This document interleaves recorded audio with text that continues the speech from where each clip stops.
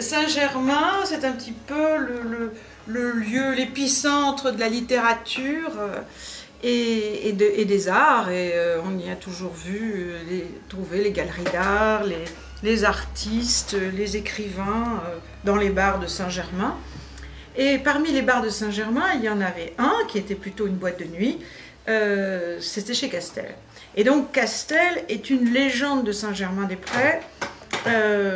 On a rencontré les plus grands artistes depuis et même les hommes d'État, les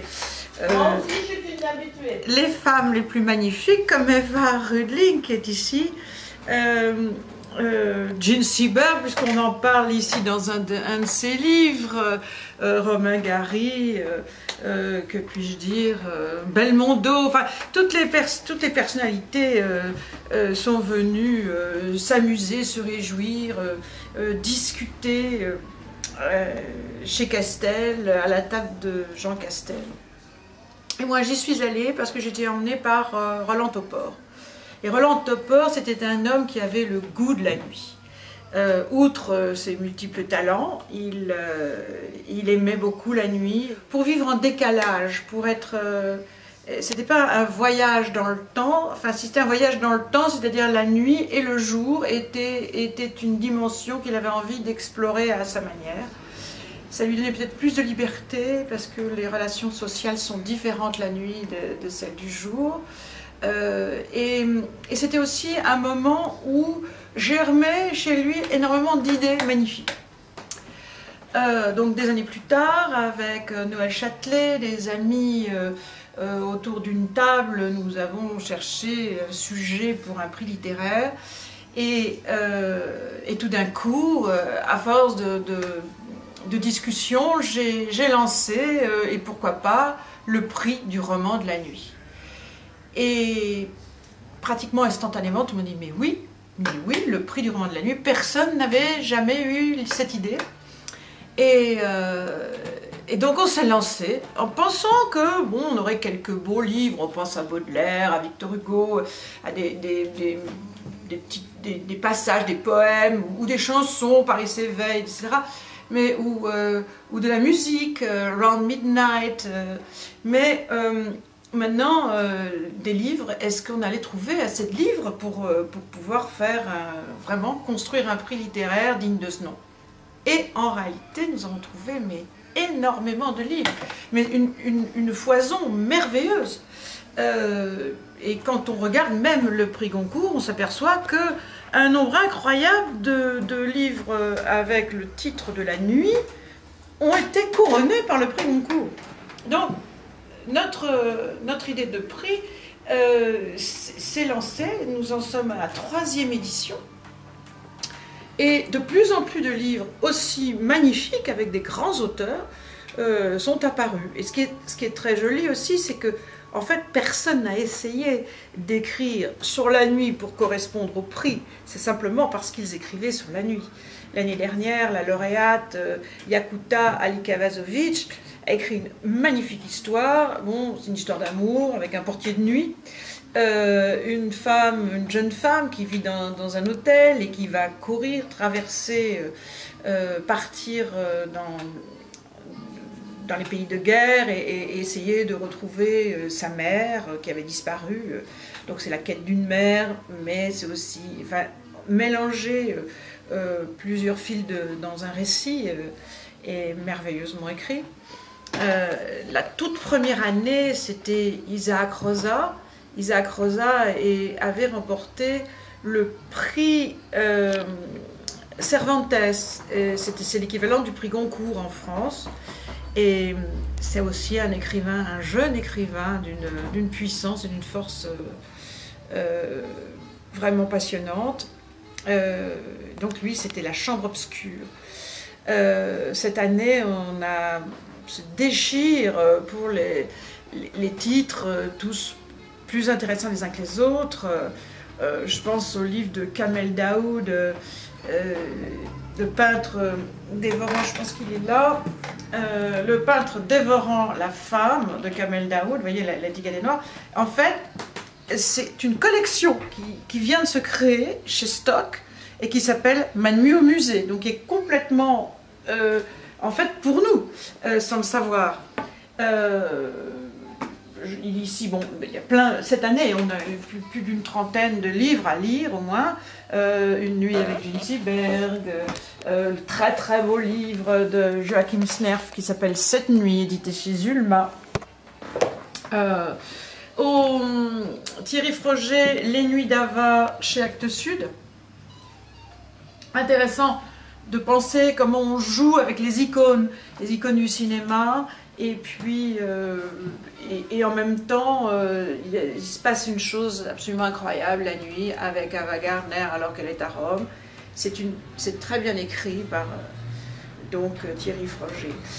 On a un jury qui se renouvelle,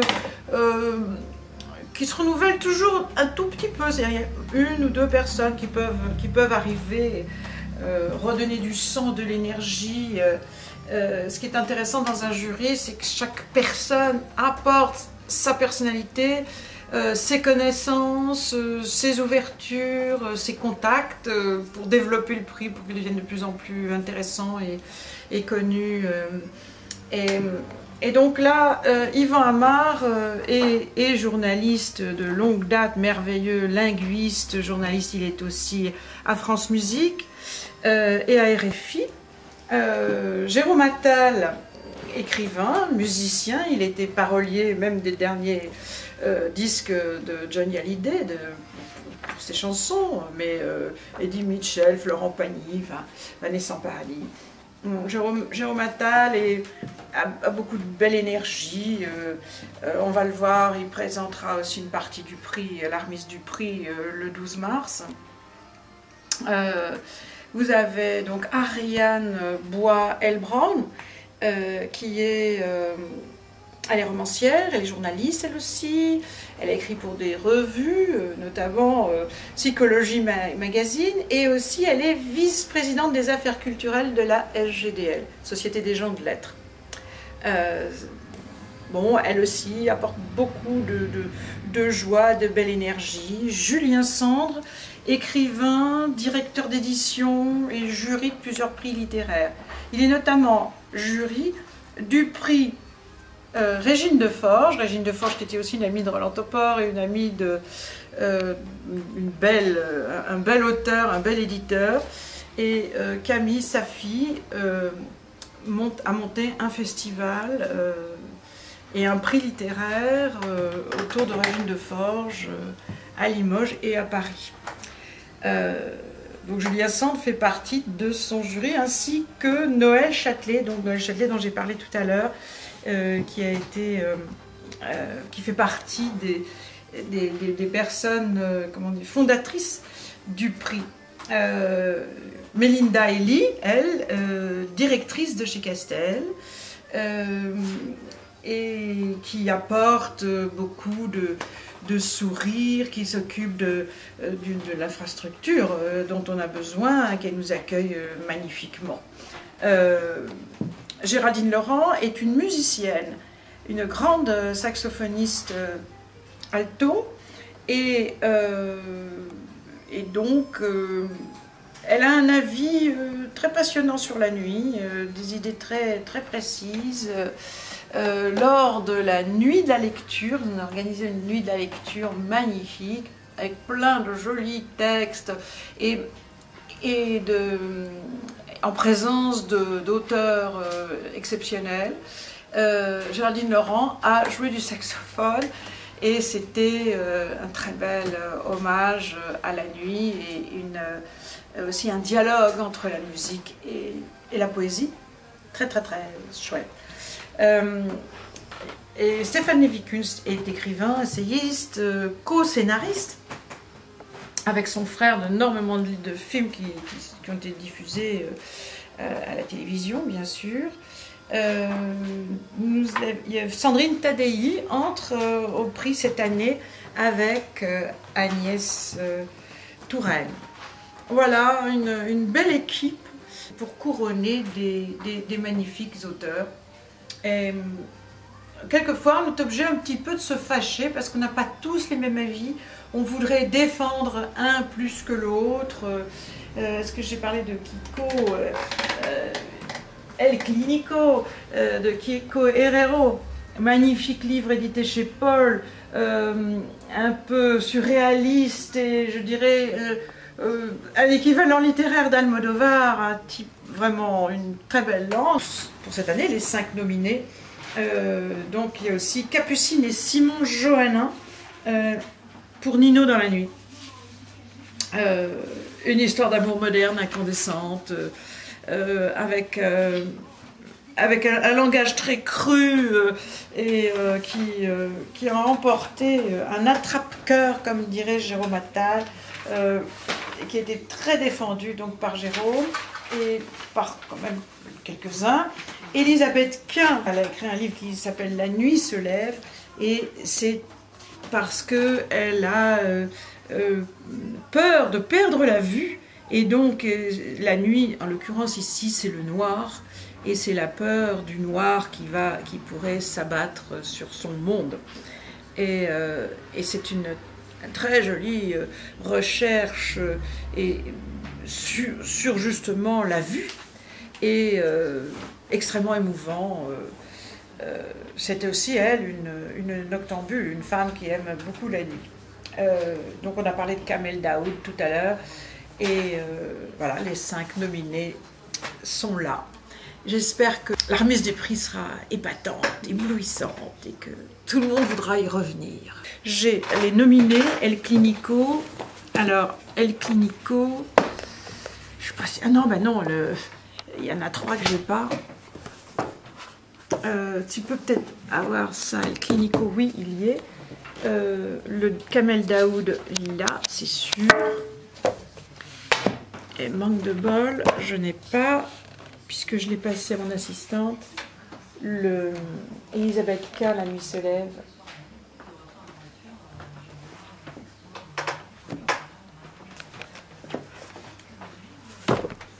Les leçons de vertige. L'année dernière, d'Arc Concouret de Edgardo Kozarinski. C'est un peu une initiation d'un jeune homme qui sort la nuit et qui en même temps a une relation de fascination pour un homme très louche, mais qui va lui faire découvrir un peu le monde. L'étoile absinthe de Jacques Stéphane Alexis, un très beau livre. On a des livres de chez Zulma exceptionnels. Yakuta, on met le visage de Yakuta avec son chamoiseau, j'ai toujours aimé la nuit. Dark, Eden la nuit, La nuit pour adresse, les titres sont magnifiques. La nuit avec ma femme, La nuit des juifs vivants, Le songe d'Anton Sorus. Ça, ce sont les ouvrages nominés de notre histoire. Salman Rushdie, qui est de 2 ans, 8 mois et 28 nuits, c'est-à-dire 1001 nuits en réalité. Salman Rushdie, c'était exceptionnel. Isaac Rosa, qui s'appelle La chambre obscure. Voilà, les titres, les ouvrages nominés, et ça montre un peu aussi la foison d'auteurs d'immense qualité. Alors les favorisés recevront ce carton. On est dans un club privé bien sûr, donc c'est aussi un prix pour Happy Few, mais chaque année on invite aussi d'autres nouvelles personnes. Il y a beaucoup d'auteurs qui sont présents, et voici l'affiche. Une affiche avec un dessin de Roland Topor. Il faut dire aussi qu'il a passé la dernière nuit de sa vie chez Castel. Il est mort dans la joie. Quand on découvre cette route, c'est un petit peu comme si le jour et la nuit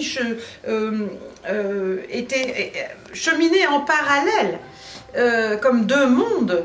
C'est deux mondes séparés, mais en même temps qui parfois se renvoient leur lumière, parce qu'il faut quand même de la lumière la nuit pour y voir.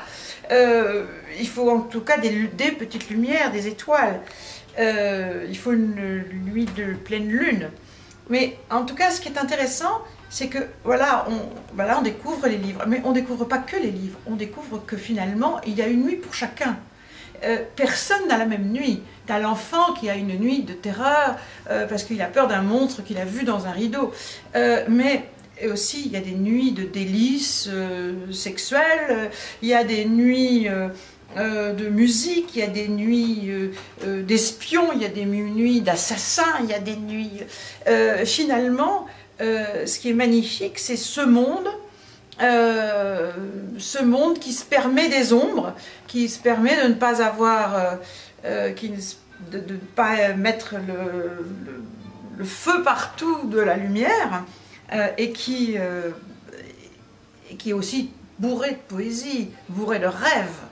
Et donc il n'y a pas qu'une nuit, il y a autant de nuits que d'auteurs, autant de nuits que de personnes, évidemment des nuits d'insomnie, mais des nuits somptueuses finalement. Chacun se souvenait de sa nuit, la nuit d'une femme avec un homme, ou sans l'homme, ou justement toutes les choses magnifiques qui peuvent se développer dans l'imagination. En fait, ceux qui vivent la nuit sont totalement décalés, obligatoirement décalés, et ils peuvent jouer sur ce décalage. C'est-à-dire que ceux qui vivent la nuit ne peuvent pas être à 7 h du matin en train de... On dit que le monde appartient à ceux qui se lèvent tôt, mais le monde de la nuit appartient à ceux qui ne se couchent pas. Et donc c'est assez clair. Dis donc, l'après-midi, c'est peut-être le moment où les gens de la nuit et les gens du jour se retrouvent. Peuvent se retrouver s'ils le souhaitent. Mais c'est après-midi, après minuit. Donc le midi, minuit étant le point où l'on bascule dans la nuit ou dans le jour.